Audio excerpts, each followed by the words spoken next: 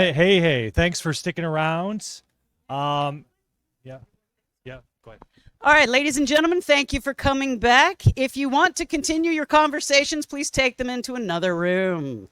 Give your attention to Chad. Thank you so much. And yeah, thanks for sticking around. My name is Chad Olson. I've been here every year, so it's my third year. Great to see a lot of familiar faces and hear some great stories earlier. I'm here also along with Debbie. We are both in this book, Chronologues, so it's available for sale. I'm reading from my story, which is The Sisters 3. It's an adventure story about a young man on a ship with a plot going on. The green fog swirled closer, eating up the distance with a ravenous appetite. The hour was at hand, and I imagined the captain, old Evan, and the rest of the crew watching by candlelight as the final grains of sand poured through the narrow opening in the hourglass. They would flip it this final time, the seventh time, my time, and wait. My breath now came fast as I knew the ladies were closing in. I picked up a new scent mingling with the salt of the sea. Roses. I blinked and saw. It was as if I were a child again, taking a walk in my mother's garden, and the heavy blossoms were swaying in the wind, some with longer stems dipping down to kiss the dewy grass. My eyes snapped open. Awareness of the here and now returned. My mother had grown a garden, yes, but she had also given me a task. I must not succumb to the lady's spell. Free from the glamour she had cast over me, I saw the first of the ladies pulling her hand back from my cheek. Ah, yes, the beauty. She was here before my eyes, lit like she had a candle burning within, making her skin glow golden yellow. She regarded me with a slight, inquisitive smile. To look at her was to see beauty that was somehow terrible, like staring into a desert sun. With high cheekbones, tiny nose, smooth, wide forehead, eyes like limpid green pools, lips like two hearts conjoined. After only a few seconds, I forced myself to look away and stare down at my feet on the deck. She was too beautiful, and someplace deep inside I felt the animal part of me panic, want to flee, get as far away from this beautiful alien creature as I could. But I also longed to look at her forever, drink her in. The deepest parts of me wanted to look into her face and have her take me to that garden with the roses. I struggled and felt the straps binding my wrists to the ship's mast tear deeper into my skin. I wanted to circle my arms around her with everything inside me. Mother, I did not think it would be this difficult. Thank you.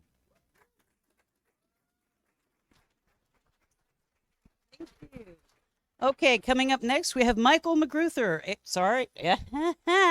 screenwriter turned novelist reading from his book, Omen. Thank you. Thank you. I also want to say it's awesome to be here with independent writers. I did have a career in Hollywood. It ended dramatically and fast when I got in business with Bryan Singer, the director of X-Men, the pedophile. And so I switched to novels to join you because intellectual property will change the culture. And this is the way to do it. So most of my books sound like movies and read like movies. This book, Omim, I got to give you a little bit of context, and I'm only going to read 3 quick pages. The context is I was really high one night and I watched Romancing the Stone. And I thought, this is amazing. Man and woman are so confused and misunderstood in our modern culture. This would make a great sci-fi setting if I just put these two on an alien planet and they hate each other and they got to survive together. So that's what this story is about. The scene I'm going to read you is they've come out of light speed. There's someone on the ship who's not supposed to be there. It's the man. The woman is your typical left-wing super liberal. She is an adherent of the Carl Sagan religion known as Saganites. They all want to go in peace and love everything and be kind. After a bunch of tiring attempts, we finally got the ship right side up. I sat in the pilot seat looking out the viewport as the river pulled us along. Lilith was running a computer tracking system that was designed to determine our location according to her original plans. Turns out the Saganites knew quite a bit about Omega and spared no expense to arrive prepared to survive for the long haul. The ship was packed with critical supplies, including medicines, tools, camping gear, seeds for food that can sustain humans. I had no doubt in my mind that the man who was supposed to arrive here in my place was supposed to start a family with Lilith. She was all of 20 years old, and despite her hard-edged attitude towards me, she was quite beautiful and innocent underneath it all. While she performed the mission duties, I did what comes natural to me and kept guard, looking downriver, her eyes scanning the outside. This world was obviously full of life, but nothing that looked intelligent. No cities, no technology. Nothing was visible outside the viewport. It was just nature. Speaking of nature, I should have known that rapids usually lead to waterfalls. Why would it be any different on Omega than on Earth? And by the size of the river, which felt like a fast-moving lake, the fall will be treacherous. The bubbling white froth and the sudden drop-off in the land had me more concerned than when I was melting out of light speed. Hey, Lilith, there's a waterfall straight ahead. We might need to jump ship and try to swim to shore. What? Her focus was still on a small computer system set in the side panel of the ship. That's when I heard a pinging sound. Yes! Yes what? We are in the proximity of the rendezvous point that was sent with the signal. Do you know what this means? Nothing if we're going to die going over the waterfall. What waterfall? That one, I said, pointing out the viewport. She looked up and gasped. Why didn't you say something? I did. You weren't listening. What can we do? We can jump out now and have a good chance of making it to shore before going over, or we can ride it out and hope for the best. We have to ride it out. We need this ship. Get strapped in. She was right. We needed to stay with the only vessel with human supplies on it. We both got strapped in and braced for the unknown. The closer we got to the waterfall, the more the ship bounced and swayed in the waves. I got a really bad feeling about this. You men of faith all have no faith. I couldn't believe she would mock me in this moment, but she did. My mind was more logical and forward-thinking than her emotional state of being. We had no way of knowing what's on the other side of the falls until we got there, but Lilith remained calm and determined to survive, even if by magic. We are right where we're supposed to be. It will all work itself out. How do you know? Because I can feel it. The universe didn't bring me this so far so I could drown in a river. You do know the universe doesn't revolve around you. Why are you such a pessimist? I'm a realist. We're maybe about to crash to certain death after traveling clear across the galaxy. The more I think about it, the more I realize jumping out and swimming the shore is probably a better idea. She picked up and pointed Big Boy at me. You're taking orders from me now, remember? Oh, how could I forget? Another huge bump rocked the ship, and Big Boy fell out of her hands. We didn't have time to react when the nose poked over the crest, and we were looking down at least 1,500 feet to the lake of blue water so clear that it didn't appear very deep. The nose tipped over, and we went, covered in rain and mist. Then came the free fall, the sensation, which seemed to happen in slow motion, before the whole ship dove nose first into the deep, clear water, and we got our first look at alien sea creatures. The diversity swimming in the oceans of Omega was mind-blowing. I was spooked by a sea thing that resembled a starfish but had tentacles with little humanoid legs and feet and toes instead. One of them brushed past the viewport, and we sank deeper. It made my skin crawl. Why aren't we rising back up to the surface yet? Different gravity, I hope? The ship moaned and cracked under the intense pressure of the water. It felt like we were descending into hell.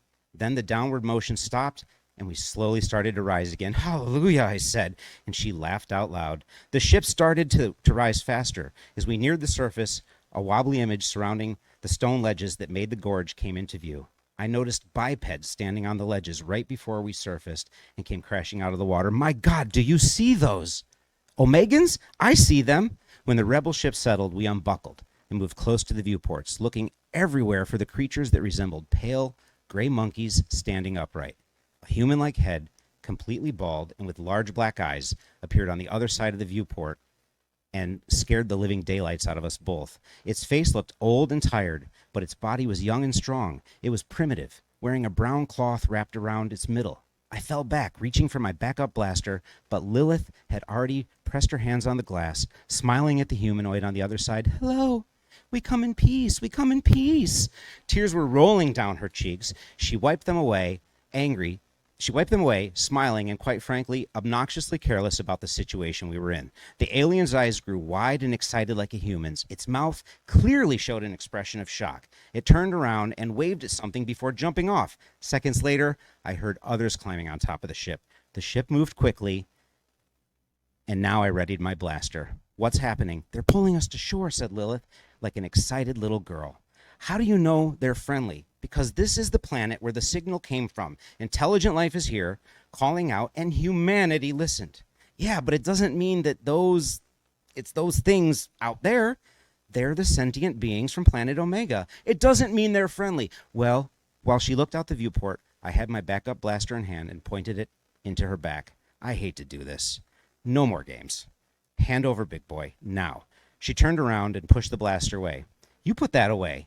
You are not going to make first contact walking out of a ship with a blaster in your hand. Hand me, big boy. What are you going to do, shoot me? That would be typical. The first thing two humans do when they get on a land on another world, one murders the other. I'll just hit you with my stun gun if I have to. She grabbed the long gun from beside her and handed it over. Please don't be like this. We're ambassadors of peace. Please look with your heart at the intelligent beings out there. Fine. I know you're here to make discoveries and be the first human to make contact, but the minute I sense danger, I am not going to hesitate to defend you and me. This was a one-way trip. There's no going back. I understand that, but I'm not going down without a fight. You do your thing. I'll do mine. Maybe we'll last. There was a sudden jolt, and the ship had been pulled ashore somewhere. She became tearful again, emotional, and pleaded with me. Will you please trust me? Something good is going to happen when I open that door. Something incredible, something beautiful. Real first contact. How about you trust me just a little? I am a trained federal space agent, and I know how to keep us alive in a hostile situation. And I am Queen Lilith Sands of Mars, and you're my bodyguard. That's our story from now on. Can we stick to that? Queen? That's right, from the House of Sagan. Good grief. Whatever you want to do is fine with me, Princess. I mean, Your Majesty. She looked toward the elixir. She looked toward the exit, straightening out her cloak, ready to meet the Omegans. Satisfied, she exhaled deeply and moved to the door of the ship, entered the code to make it open. I strapped Big Boy across my shoulder and slid my blaster in my hand. When I open this door, you must be kind to all strangers you encounter and go in peace for all humankind, she said in the smuggest voice. Lead the way, I said. The doors parted. The first thing I remember is the hot air hitting my face like a ton of bricks.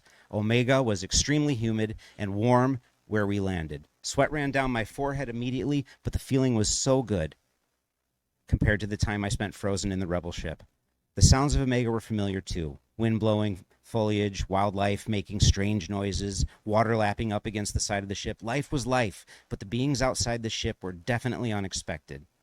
Lilith held her hands at her side, palms out, and she stared down at the short ramp that led to the ship. The bright light from the Omegan sun made her briefly look like a glowing angel. I followed right behind her, blaster ready to protect her, us, the only humans on this alien world. When I stepped out and my eyes adjusted, I counted no less than 30 of the little gray Omegans waiting along the shoreline, staggered about and hidden between the jungle growth.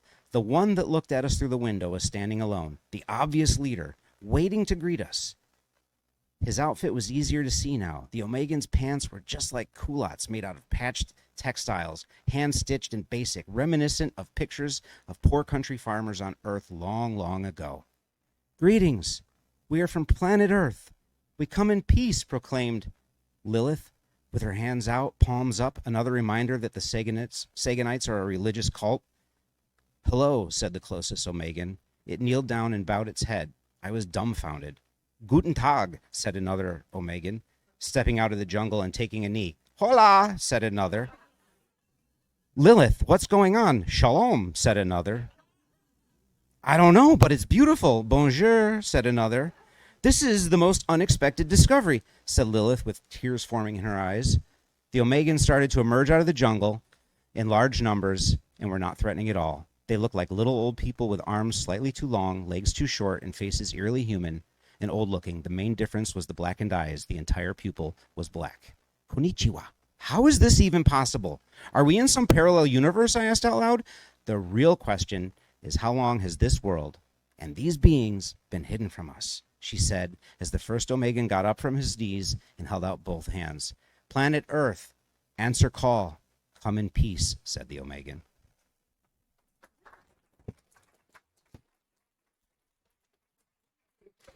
Okay, Blake Watson, stand up.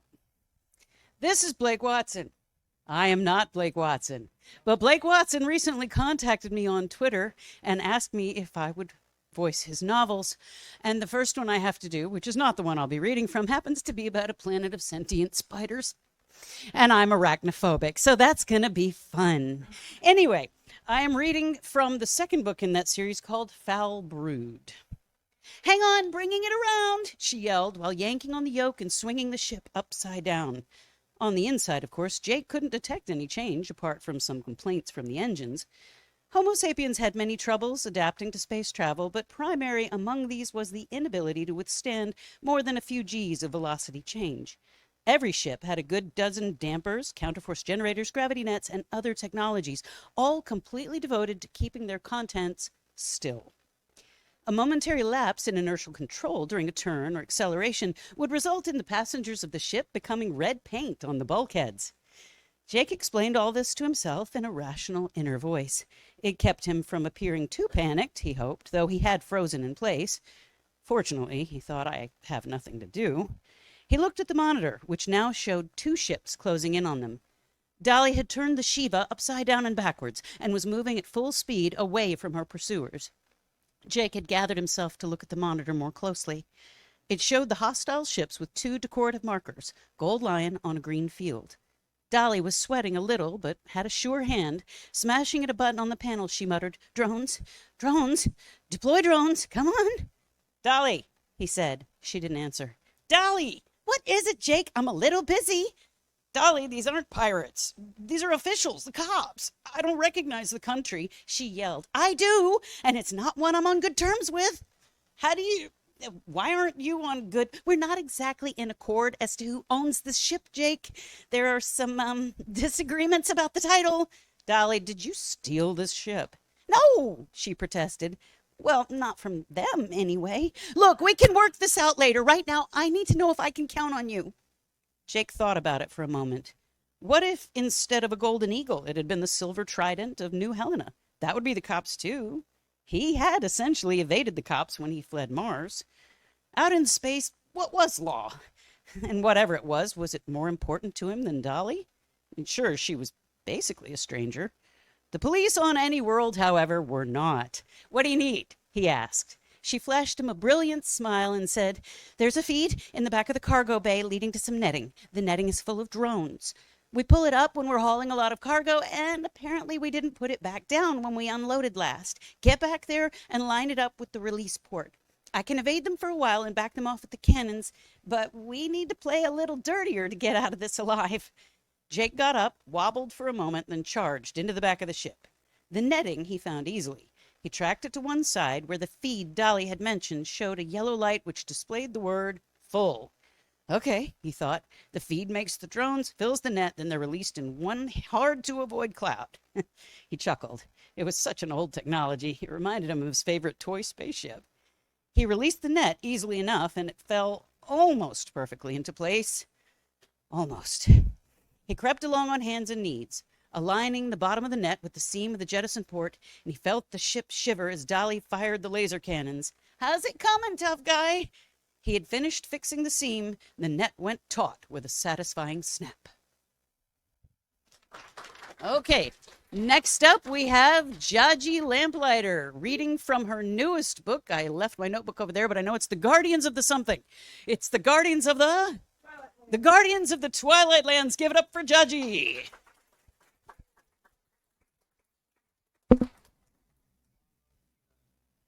I know no one can see it, but it's here. Before I read, I have to talk about it for a moment or two.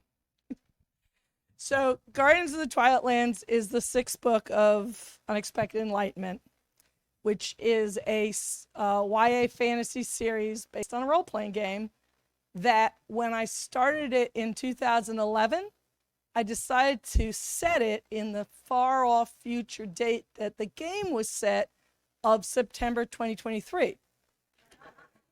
So this book started on Monday, and tonight it finished. And book 2 starts tonight and goes to the end of September. I don't know if any of you are familiar with Tempest in a Teardrop, the comic. They also do Church Inns and Veg Folk. The artist for Tempest in a Teardrop has been doing a read through and putting it up on their website as the events are happening each day starting Monday, which is kind of cool. So this book takes place, this is the end of the freshman year of Rachel Griffin, the main character. and it goes from February to June. And by sheer chance, because the date was picked by somebody else, the birthday of the main character and the birthday of her best friend happened to fall to either side of Easter in the year 2024.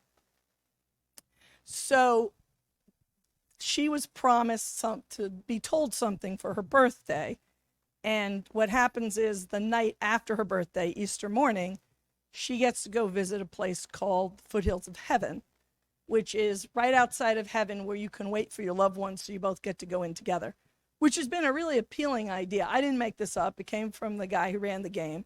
But I've gotten notes now from beta readers in Thailand and Canada talking about how much they like this idea and how they'd like to wait for their loved ones. And Codex over at Tempest in a Teardrop drew a picture for me that I don't have with me of my main character in this place. The scene I want to read takes place at the beginning of before she goes to the foothills, the start of it. I wrote this scene Easter 2022. I went Saturday night to church with my husband, and I got an idea for this, and I wrote the scene. And every time I finished a scene, I would read it to my mom. And all I could think about when I wrote this scene was how much my mom would love it. When I got up on Easter 2022, my mom had gone right up with Jesus to heaven. So this is the scene that I would have read to my mom and never got to read to her. That night at the stroke of midnight, I should say Rachel is a British girl and she's just turned 14. That night at the stroke of midnight, Rachel found herself whistling along with a waltz she could not hear with her ears. She sat up and listened warily, whistling bits of the Skater's Waltz. Then she hopped out of bed, grabbed Vroomy, and flew out the French doors, soaring over her balcony and upward. She rose over the lip of the eaves and found herself staring in awe. The roof had been transformed. Roses the color of the face of the moon bloomed on the ordinarily ivy-covered walls of the old castle, filling the air with the most astonishing perfume. The flat flagstones of the roof above her room, between the rounded stone wall of the old castle and the reflecting pool in the north, were encircled by dozens and dozens of pots of a flower she did not recognize. It was a lily, but each blossom was at least 7 inches long and shaped like a trumpet, with 6 points at the mouth that curved away from the opening. The lily itself was also moon white, but inside each one glowed a stamen the color of candle flame. This pale golden light shone through the trumpet-like flower, so that while the roses were the color of the moon, the lilies seemed to glow with the soft creamy gold of candlelight. 7 will-o'-wisps as large as her hand hung in the air high above these flowers, forming a circle that spun slowly widdershins. Unlike domestic wisps, they light their houses with domestic wisps. These had faces, bright and pixie-like, that appeared and disappeared in the curls of their pale golden flame. Below, 12 smaller wisps, these the colors of moonlight, and about the size of the pad of her thumb, formed a larger circle and spun in the opposite direction in time to the music. Rachel paused, charmed by the eerie dancing wisps. She could now hear the Skater's Waltz with her ears. The mingled scents of roses and lilies were so glorious that she would not have minded if she never breathed anything else. In the midst of the flagstone tiles, surrounded by the splendid candle flame lilies, played Wallace Hartley's orchestra. Ghostly figures in their Edwardian finery, these were the members of the band that had refused to abandon their post and continued to play as the Titanic sank, even though it had meant their lives. They played still, having vowed to remain with the ship until every single lingering soul abandoned the wreck of that great ship and moved on. Rachel recognized Hartley himself and her friend Percy Cornelius Taylor, who nodded to her while bowing his cello. She landed in front of the band and put down her bristless. It was only when her feet touched the roof tiles and she felt the shock of the late March cold that she realized she was still in her white Victorian flannel nightgown and her feet were bare. Young Mr. Hartley, her grandfather's friend, came forward, bowed, and held out his hand as if inviting her to dance. Rachel laughed and stepped forward. She could not feel the ghost's hand, of course, but she moved as if she did, dancing to the strains of her favorite waltz. After circling the floor, so to speak, Mr. Hartley returned to his violin. Percy's Cornelius Taylor rested his cello against his ghostly chair and came forward to take his place. Rachel stepped up to dance with him, delighted. Percy's Cornelius Taylor gave her a huge grin from beneath his wax-tipped mustache. "Welcome, Lady Rachel, upon this most holy of mornings." I should say they don't know about Christianity, Muslims, or Jews on her world. All mention of God has been removed, so she has no idea what Easter is. So she doesn't know why it's a holy morning. "Today?" Rachel asked. She searched almanacs in the library of her perfect memory, but could find no special holiday associated with the 31st of March. "Siegfried asked me to ask you about the treasure ship you mentioned." "Still quite cold up north, but spring is coming," he replied. "August or September will be the best time to reach that ship." "I will remember," she nodded, and then she asked, pleading, "You told me that you and your fellows will keep playing until all the souls departed from the Titanic to go on to the next state. I know you said you cannot speak of what's beyond, but couldn't you tell me something? A hint, a rumor? Surely ghosts must talk to each other about such things." "Alas, I cannot," Percy Cornelius Taylor replied, "for I do not know. We have been told that if we knew our future fate, we would find ourselves unable to remain here." "Oh." Her eyes grew wide. "Never mind, then." He gave her a brilliant smile. "I've heard there's something very nice in store for you." "For me?" Rachel cried. "Can you tell me about it? Or is it a secret?" He raised his hand, making a gesture as if to twirl her. Rachel obliged, twirling and spinning and laughing with joy. Her white flannel nightgown, with its high collar, lacy front, and ruffles, flared out around her as she spun. "I don't need to tell you, Lady Rachel," he replied. "It's happening right now." He froze. Everything froze. The silver and gold wisps, the music, the band. Rachel, however, kept spinning. She caught sight of something behind her, near where the roses climbed up the side of the old tower. As she continued to twirl, it came to be in front of her. An unusually large raven hopped on the roof tiles. His eyes gleamed red. To his left, towering over him, stood the doe that shone like moonlight. It was the very same one Rachel had glimpsed from her riding tree. Its eyes were lavender. On the raven's right, the enormous black wolf from the moor stood stiff-legged and hostile. Its eyes, too, were red as blood. The doe moved with an impossible grace and beauty. She spoke with a lovely feminine voice. "Hello, Rachel Griffin. I am Idun." Rachel curtsies. "Idun? Wasn't that the dryad of the world tree, Alondria's mother? What had she been doing in the forest of Griffin Park? Waiting for tonight?" The wolf grunted. "Hello, Rachel Griffin. I'm Caziel." Rachel's eyes grew wider. She curtsied again. "What can I do for you, ma'am, sir?" The wolf stalked around her, slowly growling. It bared its teeth. "I did not come for you. I came for my brother." He looked at the raven. "Zadkiel, you waste your time with this one. She will not be able to go. She has too much pain in her. Even now, despair claws at her." Fear stabbed through Rachel. Despair? She felt so joyful. Was she in such despair even when she didn't know it? Then she blinked. Zadkiel? Was that the raven's real name? The raven croaked. "I will take it from her for a time." The doe nosed Rachel's hip. "Child, you must give up your burdens if we are to give you our gift. One very dear to me has asked it, and I would like to grant her last request." The raven shifted into an 8-foot-tall man with a crown of light and black wings. He reached up and took the halo from its head. It turned to solid gold. He knelt before Rachel so that he did not tower over her quite so much. "I ask that you let me take your burdens for a short time." The raven now spoke in his melodic angel voice. "So that we may show you something. It will be safe. You have my word." Rachel nodded wordlessly. The raven bowed his head and closed his eyes. The circlet in his hand turned into light, flaring brightly. He placed it over Rachel's head.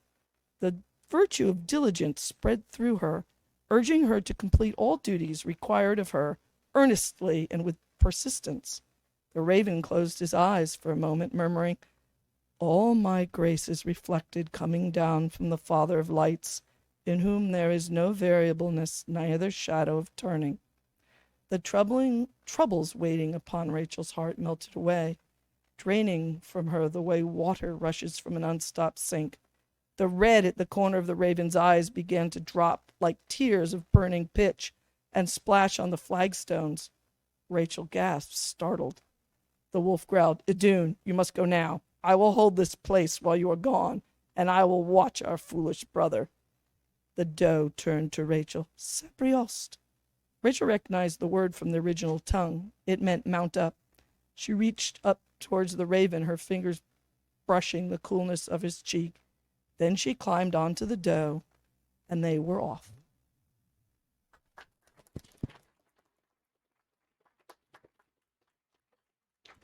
Okay, next up, and I owe an apology, is James Rogers here?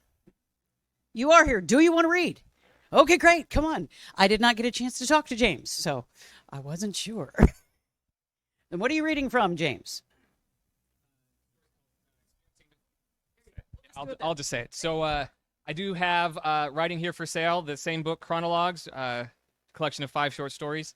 That's not what I'm reading from tonight. I have my first novel, will be coming out soon. It is called Scouts of the Lost Dutchman. It is takes place in Phoenix in 1989. 3 Boy Scouts discover the Lost Dutchman mine. Think of it as The Wonder Years meets Indiana Jones. I'm not reading from that, but when you want to know when that comes out, if you go to jameskennethrogers.com/newsletter, you'll be notified. And then what I'm reading from is a free short story you'll get if you sign up at the newsletter, jameskennethrogers.com/newsletter. So this story is called Experiencing Mr. Luxman. The protagonist is a genetics PhD. He can't get a job in academia because he is a white male heterosexual and no one wants to hire him. So he gets called into this mysterious interview at this big tech company with a tech billionaire. So I'm going to read from the scene from that part of it. So how has your day been here with us, he asked. Wonderful. I've had a great experience so far, I said. Experience. I like that word. You know, at my stage in life, after getting enough money to buy anything I want, what I've learned is that it's the experiences that count more. Yeah, I agree, but as a poor postdoc, I'd have to say that money sure doesn't hurt either. Mr. Luxman laughed. Indeed, indeed, he said, and that is why we are perfect for each other.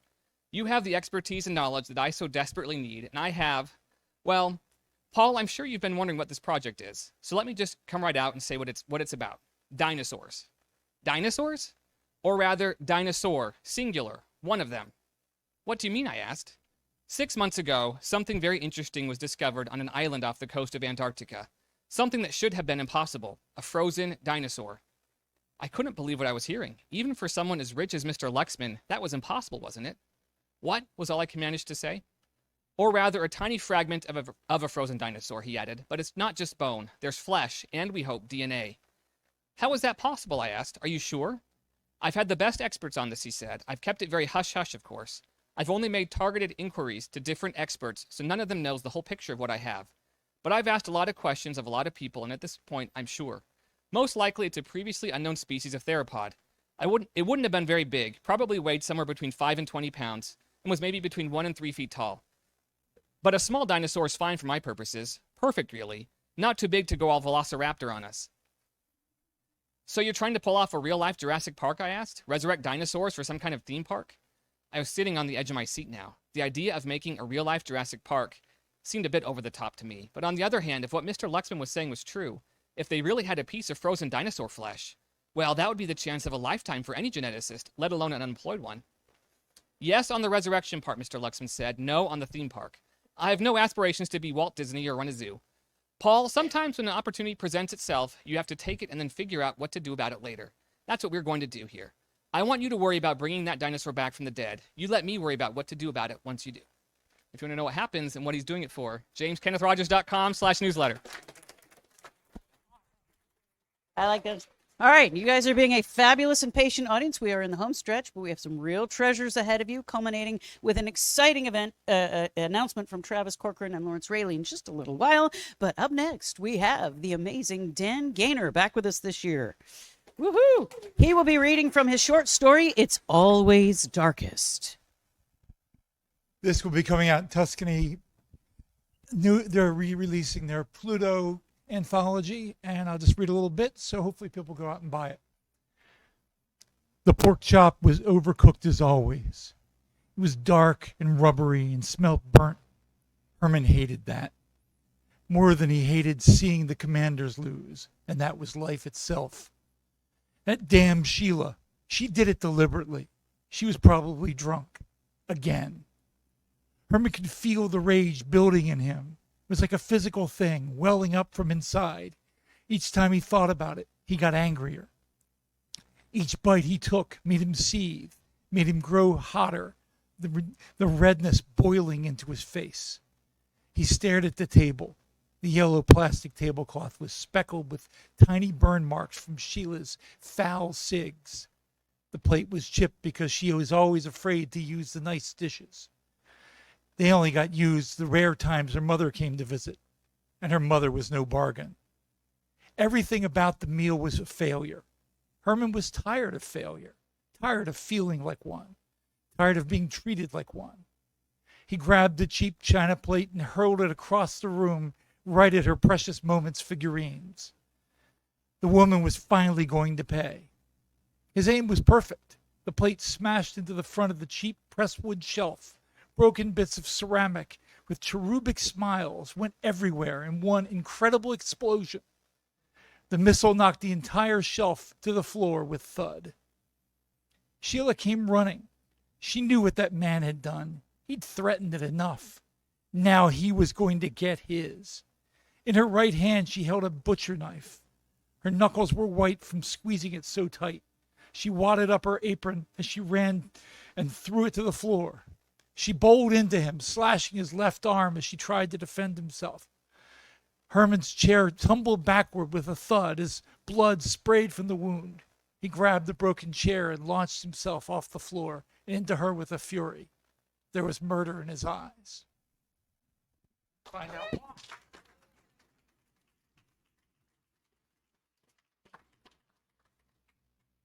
I'm going to have to reconsider everything I thought about you, Dan. Okay, now this is very exciting. This is going to be our youngest presenter this evening. She is not yet published. Please welcome Lydia to the stage, Lydia Wick. She has co-written a play with a friend of hers, but this evening she's going to be reading us a little sample from her work, The Intolerables. Thank you, Lydia.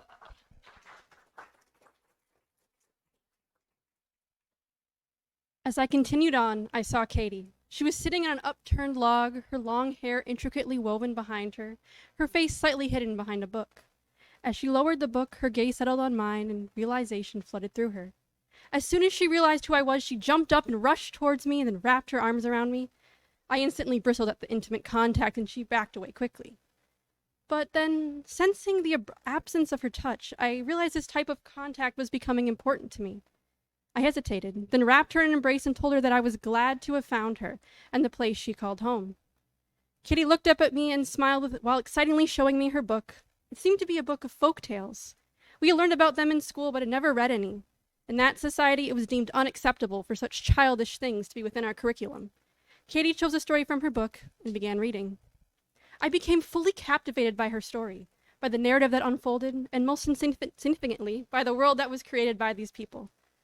My experience here had illuminated a part of me that I hadn't known existed. I decided that my enlightenment could wait, and I was going to stay for a while.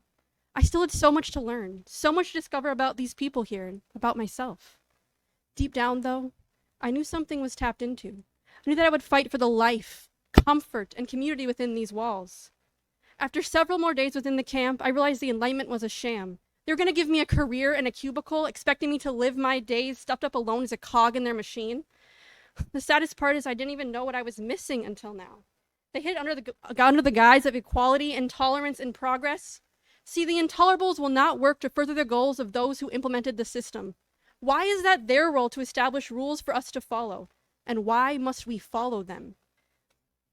We, should focus on protecting and fighting for our people, to preserve our culture and heritage. The world here is much brighter. It has begun to fulfill a part of me that I didn't even know I had. This was the world that they called intolerant, or cultureless, or destructive. No. It changed me, gave me a purpose. A purpose to continue these newfound traditions and to protect my people. While inside these walls, I learned there was a battle outside, one that I was once oblivious to. I was taught that the zones were a place full of hostility and filth. I was wrong. They are cultivating a burgeoning society and preparing to stand as one, as a people. They want to bring down those in charge of the Enlightenment and show the world what has been kept hidden. The culture within these walls must never fall or fade to the drab control of those who call themselves elite. It must never fall to the wayside due to the cultural perversion that the outside world promotes. This is my fight now, whatever my role may be. I know if I never entered these walls, I would be one of the enlightened people, never knowing what I'm missing, oblivious to the possibilities, only seeing the hope of freedom when they allowed the illusion of it. I would have gone on in my life secure and unafraid of the coming uprising. I didn't stay that way, though. Instead, I learned that no matter how afraid one may be, we need to step up and fight this battle for our people, our land, and our culture. I guess the question now is, which side do you land on? Are you one of the oblivious sheep who allows control for safety? Or are you one of the hidden gems who has realized the beauty and potential for this world and is willing to fight for it? Either way, get ready. The uprising is coming.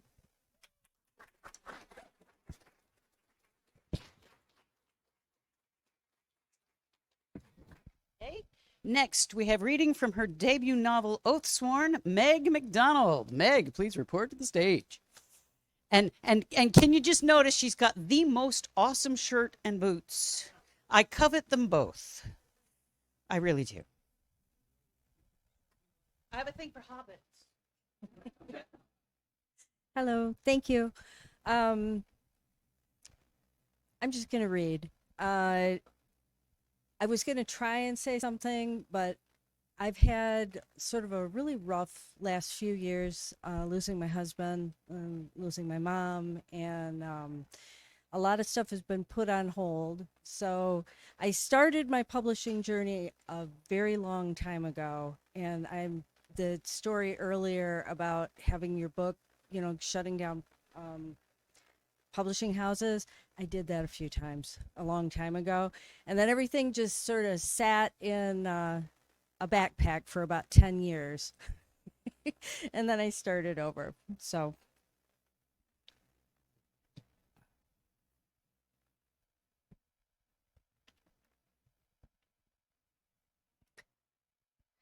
"'Tis a pity common sense were not more commonly employed." What had been a bustling spring fete at Canara's Landing unwound like maypole ribbons. Auralt Sir Tremaine ignored it all as he rode full tilt into the fair, the bright scree of fiddle and pipes, the dancers twirling with abandon, the aroma of tarts and sweet wine and pie. One thought dominated: Leon. All right, two, he amended as he slid from Tabrick's wet back. Leon and that twistin' Sharanan Tycho. He only wanted to kill one of them. He gripped braided leather tightly and gave Kiva's noseband a jerk. The Esri snorted at the rough handling, dark eyes ringed white with fear. Auralt's father would have objected to his methods, but Auralt had no time for subtle persuasion. Kiva dropped his head in compliance, chomping his fangs all the while. Tycho swung from the back of Scanlan's mare, spitting rapid-fire Sharanan dialect as a host of soldiers closed in, stripping him of his weapons. They removed no fewer than 6 knives from about his person, one more than Telta had found. The beaded turquoise scabbard flew in one direction, the basket-hilt sword in another. The tang of blood crystal on the parade grounds reverberated down Auralt's spine. Alira Alwyn emerged from the crowd, skirts swinging as she ran. "What's happened?" she asked, breathless. Her hair was a tumble of russet waves against the upturned collar of her green brocade tailcoat. Silver stitching shimmered like fish just below the surface of a sunlit pool. "I sent rangers to the crash site, but there was no sign of—" "You're soaking wet." Sweet creator, is that Aralt? Leon's reedy voice riveted Aralt's attention. Could you give me a hand? A hand? He wanted a hand. The boy had once again unleashed chaos like an exploding cork from a bottle of wine. A screaming whistle had nearly split their eardrums. The deafening blast followed almost instantly by a blinding white light as Leon seemed to pull the night sky down. Flickering lights had danced around him like multi-hued starflies against a bright purple sky. And now he wanted a hand. How's this for a hand, boy? He wrapped his hands around Leon's sapling thin arms and lifted him off of Kiva's back. Cobalt light twisted around his hands, cold like a mountain stream. The bright, clean scent of glacial waters washed over him. What the jig did you think you were doing back there? The boy had not used the Heartwood staff to channel whatever source of power he was channeling that time. He had not needed it. It was as if he had used himself. Aralt would not have thought it possible had he not witnessed it himself. Having witnessed it, he was left struggling with the ramifications. None of it seemed good. Dozens of people ran through the fairgrounds as news of their sudden appearance spread, along with the rumors of shadow assassins and peculiar lights blue as heaven. The burning hull of the Sarah Jane drifted into view as the first of the boat's survivors began to straggle in. Medics bearing the wounded hurried by to load them into waiting carriages. A complement of Alwyn Muir's finest, resplendent in high-collared, single-breasted blue jackets and broad-brimmed caps, and under the command of a high-ranking sword Aralt did not recognize, fanned out through the yard. Gold piping and gleaming buttons flashed under dozens upon dozens of fairy lanterns strung above the field. Drums rolled like thunder. Melodic bells emanating from the parish sounded more like a call to worship than a call to war. "Is this Fairkirk?" Leon asked, oblivious to Aralt's question. "It's very festive." "Gareth!"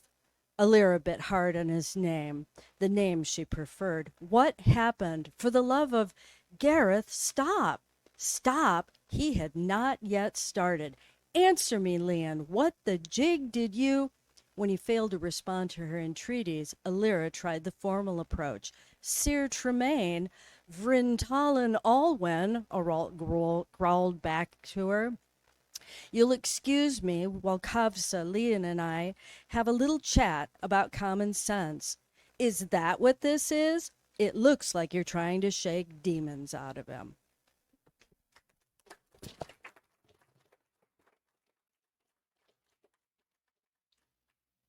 Okay, we have one more author and then our grand finale from these two gentlemen. Herman Hunter, please report to the microphone. Herman will be reading from his novel, The Wizard's Stone, which I assume, yes, which is right there. Hello, Herman. A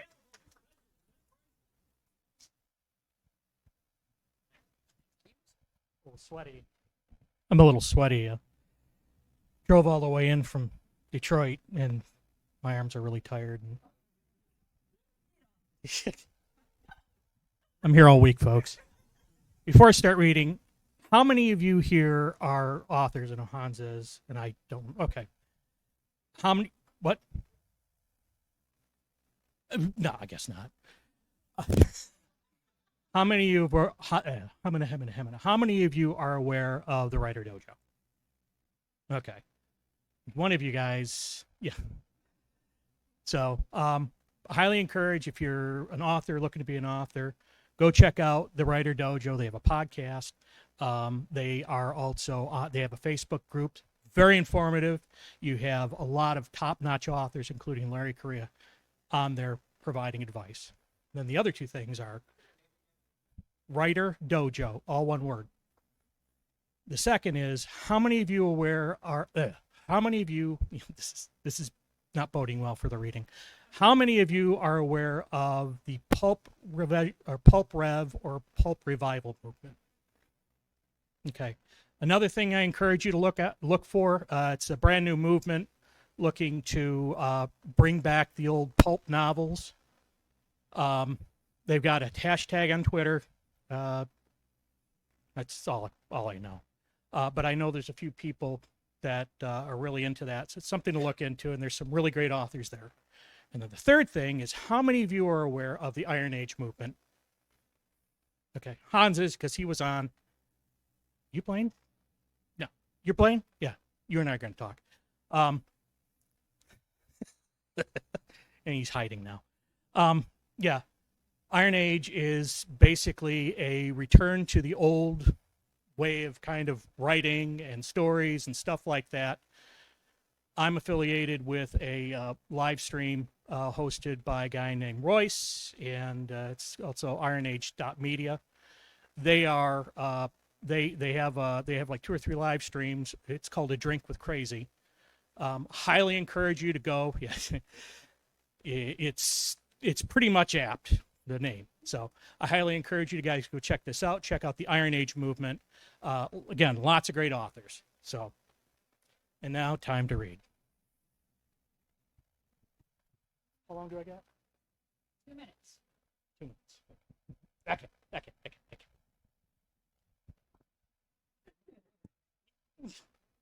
I may never get out of this chair. Oh. Well, I'm hitting the bar after this one.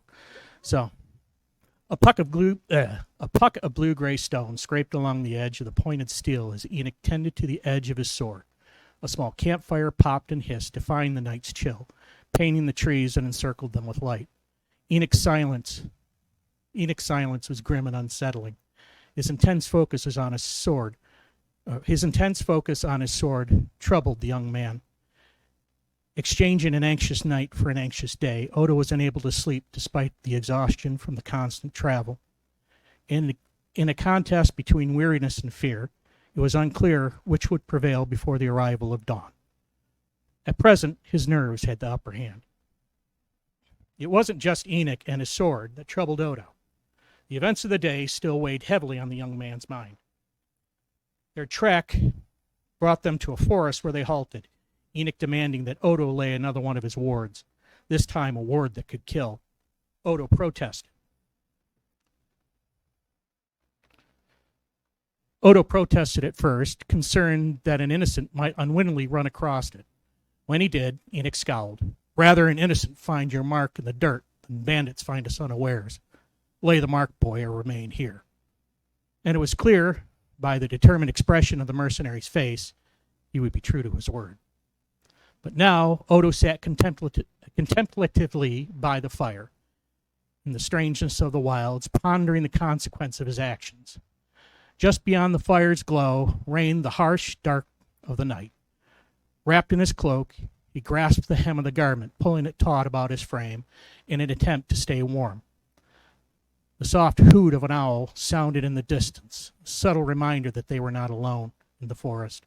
Tall trunks surrounded them, like the legs of giants, a great host closing in and yet remaining still as if keeping watch. One more quiet scream rang from the steel of his sword as Enoch took another pass with the sharpening stone. A sound Odo feared that might call some unwitting traveler from afar, one that might cause them to stumble over the deadly trap he had laid earlier. It was an irrational fear, given the distance that lay between the pair and the forest fringe. Still he fretted over the power the wizard entrusted to him and the ends to which it had been employed. Use is contrary to everything Odo had been taught. That fact alone troubled the young man the most. Tell me, boy, how well do you know the wizard? Enoch flicked his thumb over the edge of his blade, testing the result of his labor. Odo's wide eyes looked up from the flames, pearls amongst shadow and flame. Fear seeped into his expression as the question was asked. His gut filled with an acute unease as Enoch toned his blade, asking questions that reeked of suspicion and hidden malice. Captain, you heard me, boy, answered Enoch, flipping his blade around and preparing to work on the other edge. Those passionless eyes scanned the bright steel as he once more took up the puck of stone and ground it along the edge. The Magus is a godly man. That I know, answered Odo reluctantly. Words came off feeble and uncertain from his tongue as fear began to clutch at his heart. "Let me tell you what I know of godly men," interjected Enoch, rotating the puck slightly in his palm. He pushed it along the length of the steel in another pass. The stone growled and hissed as it tore away at the metal. The weapon may have been a typical blade for a man of his profession, but as Enoch sat there near the fire, his back against the trunk of the tree, the sword he held looked like it was 7 feet long. Orange and yellow flashed and danced in the bright steel, giving it the illusion of life. A long, terrible blade made for splitting links of mail. A wickedly sharp tip for finding the tender gaps in a well-armored foe. Enoch tended it well. I was there in the War of the Five Princes, in the service of this King Mareth, another godly man. The man whom you are to be delivered. Enoch's voice was calm and absent emotion, even as his words mocked the phrase Odo had used. He rotated the puck again and did another screaming pass along the length of his sword. I was there at the village of Forning at the Grun. We took it without a fight and placed the villagers in a pen while we ransacked and looted the homes and stables. And when we were done, your godly man ordered the whole of it to be razed, everything to be slain, man, woman, child, ewe and goat, dog, bullock, ox, horse. Old women and suckling babes were put to the sword, and their bodies burned with the whole of the village. And when we were done, the puck screeched and screamed once more, Enoch's hand pushing the sharpening stone spitefully across the steel. He ordered what remained ground into dust. We set to pounding the bones with hammer and stone, mixing them with salt, and casting them to the ground. And when we were done, naught remained but ash, dust, and salt, as if Forning were a ghost. Enoch stopped to inspect the blade once more, thumbing the keen edge as he worked the other side. Silence reigned as his attention turned toward his sword, leading Odo to wonder if he was preparing it for him. We good? Yeah. Okay. Paperback, ebook, and audiobook, and trust me, the audiobook is read by somebody way more expert than me. So, Okay, ladies and gentlemen, we have reached our grand finale. Thank you for your attention and for all of our wonderful readers. We now have an exciting announcement from Travis Corcoran and Lawrence Rayleigh. Live up to that. Yeah, I was about to say there's no way I can live up to that. So, yeah. No. Lawrence and I have known each other for a couple of years. He has an interest in Byzantine history, and one of our earlier conversations is he was just, really geeking out on a topic that was of interest to him, as one does. And, so I don't know if you know this, Travis, but the Roman Republic, I'm like, yep, I've heard of that. And I don't know if you heard this, and then the Eastern Empire. And at some point I said, actually I double majored in Roman history, so I do have some of this background. So, I did it formally, but he has done it informally, and probably knows much more about the Eastern Empire than I ever learned about the Western. And so a year or so back, he's also sort of an expert at graphic design and using Midjourney to generate images, just really stunning stuff. And so sort of just for fun, as more of an aesthetic concept than anything else, we both really like cyberpunk stuff. And so he was putting these sort of cyberpunk and Byzantine concepts and generating images. And he posted them, and they went fairly viral with, I don't know if it was dozens or hundreds of RTs and lots of stuff. And so he started thinking, maybe I've got something here, and maybe there's a world here, and I thought there was something here. So we started talking about it, and it sort of evolved into something which is a alt history world, and potentially a trilogy of novels there. And so this is some sort of back cover copy that sets the scene that Lawrence wrote. Constantinople is the center of the cybernetic world. It is the year 1814 after Christ. The cybernetic Byzantine Empire dominates the civilized world. But while the noble houses of Constantinople squabble under the eyes of the emperor and the patriarch, a new coalition of Western powers emerges to threaten the empire's dominance, aided by heretical sects deep within. Beneath the neon glare of Constantinople, Simeon the Stylite of the fallen Ducas family scratches out a living as a relic hunter and a private enforcer. But Simeon's modest existence is interrupted by an irresistible opportunity to restore his family's ancient glory, embroiling him in intrigue and techno-heresy deep within the heart of the Queen of Cities. Fleeing warlords, imperial magistrates, and underground heretics, Simeon must expose the conspiracy before the church and the empire itself fall. And Lawrence, want to read some of chapter 1?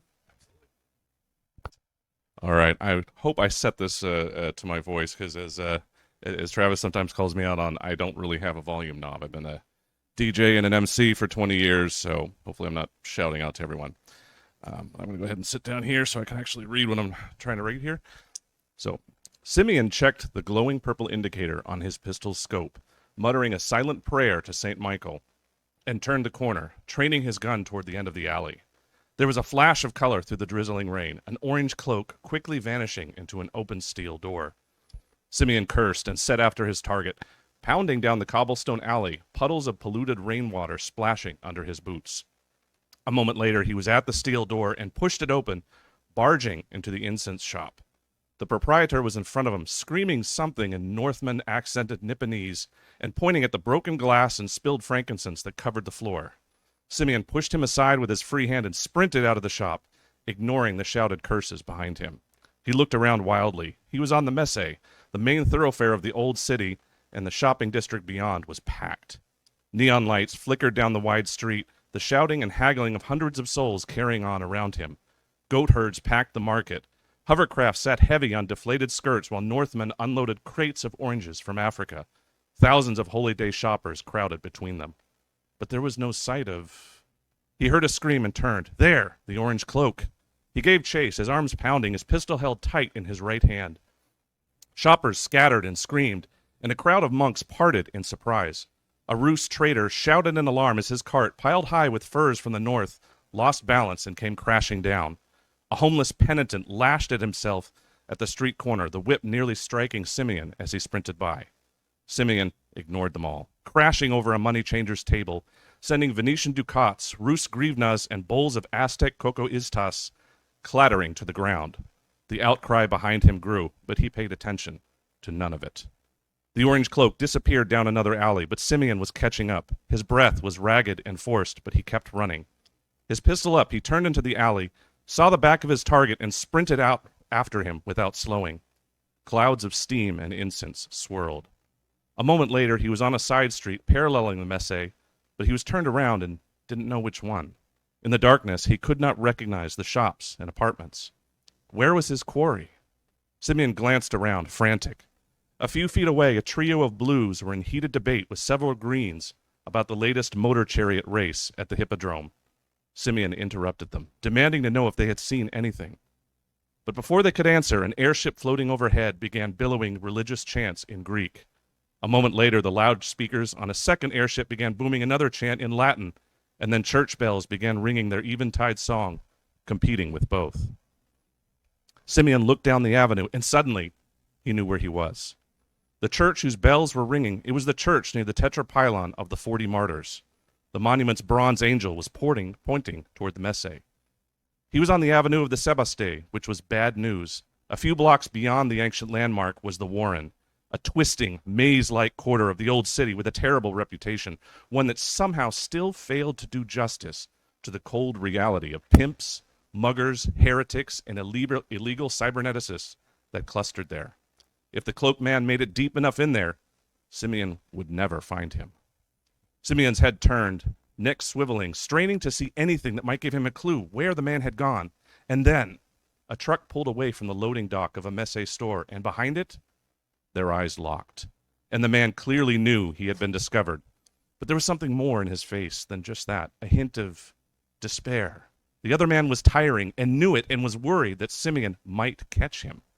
It was a good thing he didn't realize how tired Simeon was himself. The cloaked man turned and ran down the avenue toward the outskirts of the Warren. Simeon panted as he gave chase, but he was gaining ground. Buildings became more dilapidated the further they ran away from the Messe. The people grew less prosperous, too. Neapolitan monks were chanting in accented Armenian next to street meat vendors hawking their questionable dishes. Street cyberneticists crowded a row of shops, young men and women perusing the offered mods. A face stood out in the crowd. Demetrios, standing outside his cybernetics shop. Demetrios saw him too, and stood and levered the bulk of himself out from behind his bench. Ah, Simeon, I have information for... Not now, Simeon wheezed, darting between the street urchins outside the shop. And then an idea struck him. He shouted to the nearby crowd, "Aphalis, to anyone who captures that man!" He pointed towards the orange cloak swirling in the distance. That had an immediate effect.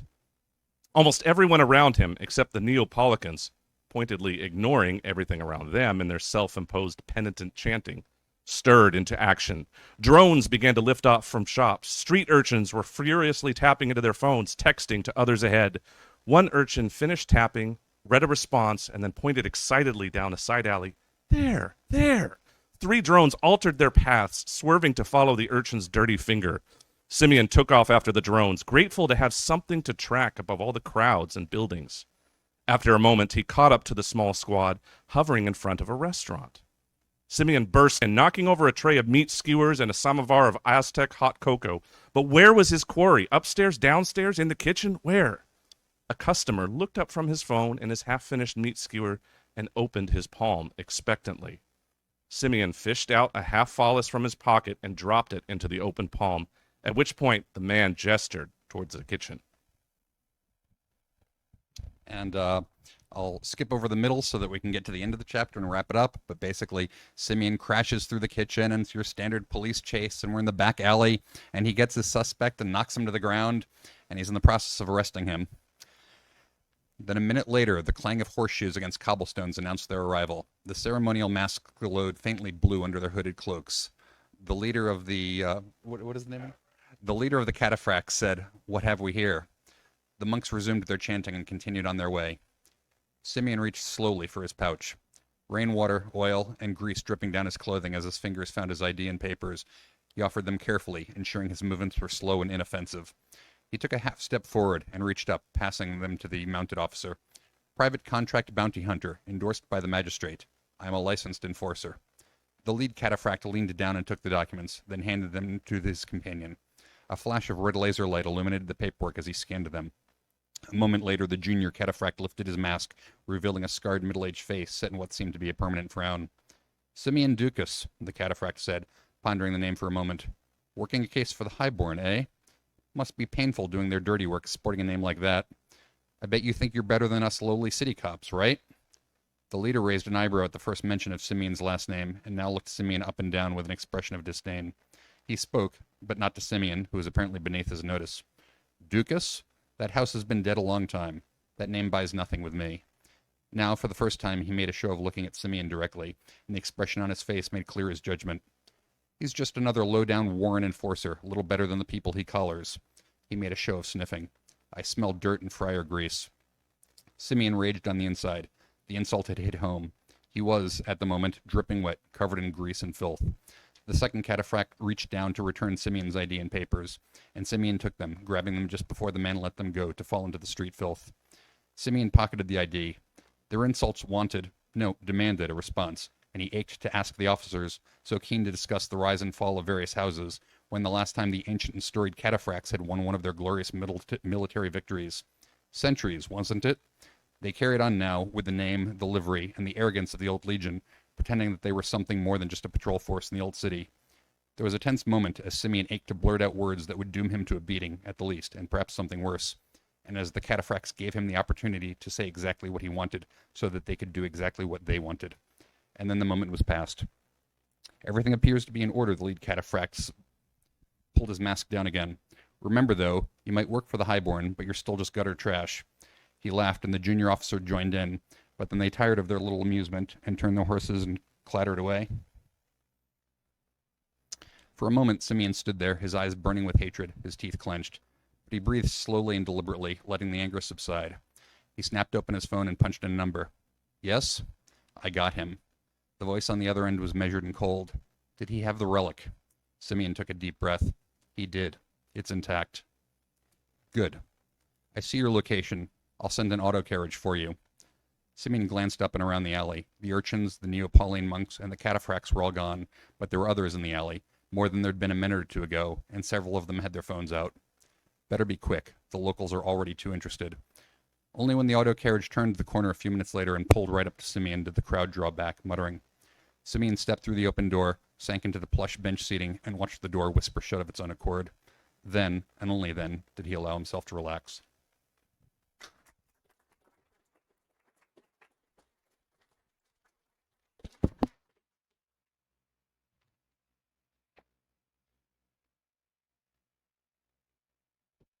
Okay. What's what?